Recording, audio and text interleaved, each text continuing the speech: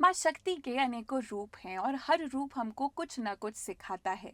कभी माँ हमको उग्र दिखती हैं तो कभी सौम्य। बट इन सभी रूपों के बीच में एक ऐसा रूप है जो माँ का बहुत ज़्यादा सिंपल है। और कभी कभार हम उस सिंपलिसिटी को देखकर ऐसा सोचते हैं कि हाँ, माँ इसमें तो क्या ही रिप्रेजेंट करेंगी। बट इस रूप के अंदर इस पूरी सृष्टि का सार, तथ्य, तत्व सब कुछ छिपा हुआ है। वेलकम टू अंडरस्टैंडिंग देवी का दूसरा एपिसोड, जहां पर आज हम माँ ब्रह्मचारिणी के बारे में थोड़ा सा जानने की कोशिश करेंगे।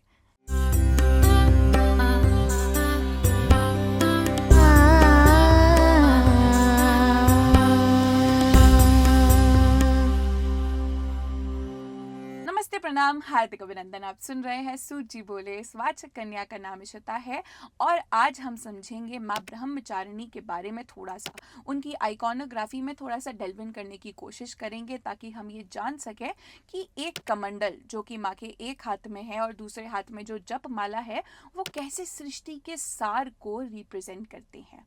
माँ ब्रह्मचारिणी का नाम आता है दो शब्दों से, ब्रह्म से और चारिणी से।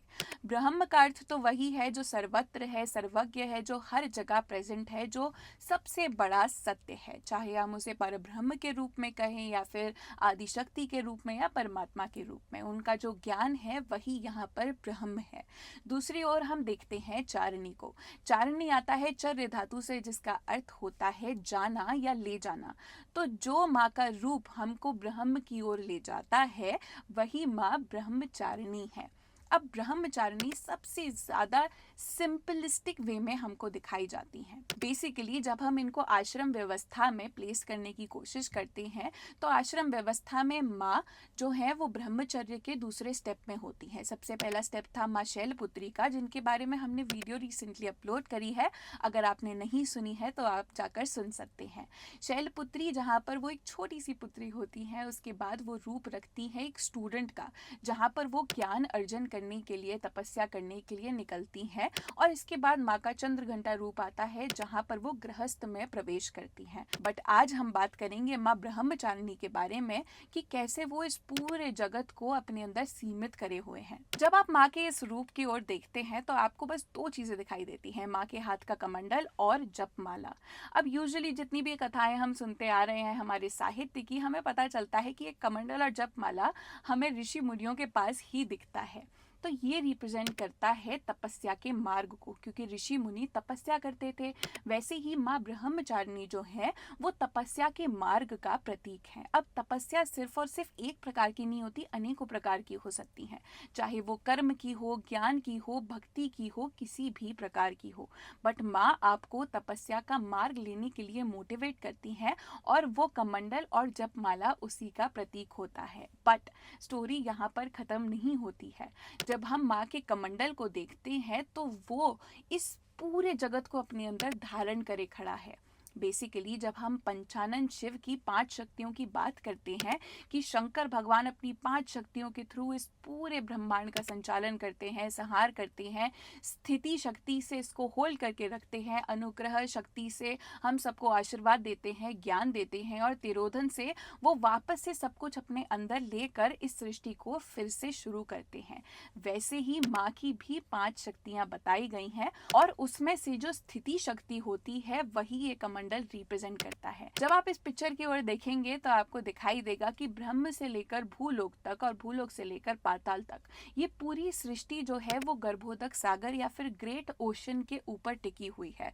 और जब हम साकार रूप से देखते हैं तो हमें क्षीर सागर के बारे में भी पता चलता है, जहाँ पे नारायण शयन करते हैं। तो माँ के कमंडल के अंदर जो पानी है वो इसी गर्भोदक सागर या क्षीर सागर का रिप्रेजेंटेशन है। तो माँ ब्रह्मचारिणी इतनी बड़ी सत्ता, इतनी बड़ी सात्विक एनर्जी का रूप रखती हैं, जिसमें वो पांचों शक्तियों के थ्रू इस पूरे जगत को निरंतर रूप से बना रही हैं, अपने अंदर धारण कर रही हैं और उसके बाद आशीर्वाद दे रही हैं, ज्ञान दे रही हैं, उसका संहार कर रही हैं। बट वो इन सारी शक्तियों को स्थित करे हुए उस कमंडल में अपने हाथ में लिए खड़ी हैं।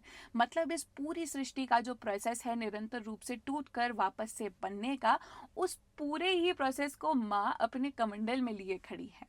वैसे ही जब जपमाला की बात आती है तो इसका महात्म्य कहाँ से शुरू हो और कहाँ तक खत्म हो, ये तो बिल्कुल भी बताया नहीं जा सकता। बट मैंने कोशिश करी थी इसको एक छोटी सी वीडियो में समराइज करने की, जो कि मैंने रिसेंटली अपलोड करी है, जिसका लिंक आपको ऊपर दिख जाएगा। अगर आपने नहीं देखी है तो आप जाकर देख सकते हैं या इस वीडियो के बाद देख सकते हैं। बट इसमें आपको पता चलता है कि कैसे जपमाला का एक एक बीड एक अलग प्रकार की शक्ति को रिप्रेजेंट करता है, एक अलग सिद्धि को रिप्रेजेंट करता है। आपको पता है कि हम जपमाला पे ही जप क्यों करते हैं? क्यों? क्योंकि आपके अंदर ये एक प्रकार का नियम लेकर आता है और कंसिस्टेंसी ध्यान में, तपस्या में बहुत ज़्यादा इम्पॉर्टेंट होती है। मैं तो कहूँगी एक मात्र फैक्टर होता है कंसिस्टेंसी, जो कि आपको ध्यान में आगे प्रिवेल करती है, आगे प्रवीण करती है, ताकि आप और आगे बढ़ सको। बस आपको कंसिस्टेंट होना पड़ता है। और वो जपमाला जो है वो मेक श्योर करती है कि अगर आप एक बार में बैठे तो आपने 108 बार राम का नाम लिया या फिर अपने मंत्र का उच्चारण किया, तो वो आपको एक क्वांटिटेटिव या फिर एक मैकेनिकल वैल्यू प्रोवाइड करता है कि कंसिस्टेंटली आप कितना कुछ कर पा रहे हैं, ताकि आप अपनी प्रोग्रेस को खुद ही नोट कर सकें और आगे जाकर उसको ट्रैक कर सकें। अगर आपने देखा हो तो जपमाला आपको सिर्फ और सिर्फ ब्रह्मचारिणी के साथ नहीं, माँ सरस्वती के रूप के साथ भी दिखती है। माँ सरस्वती के 4 हाथों में से एक हाथ में माँ जपमाला पकड़े हुए हैं, एक में पुस्तक पकड़े हुए हैं और बाकी के 2 हाथों से माँ वीणा वादन कर रही हैं। तो जब जपमाला एक निरंतर रूप से करी जाती है तो वो आपके अंदर नियम को प्रतिष्ठित करती है। जब माँ पुस्तक को अपने हाथ में लिए हैं तो वो ज्ञान का प्रतीक है।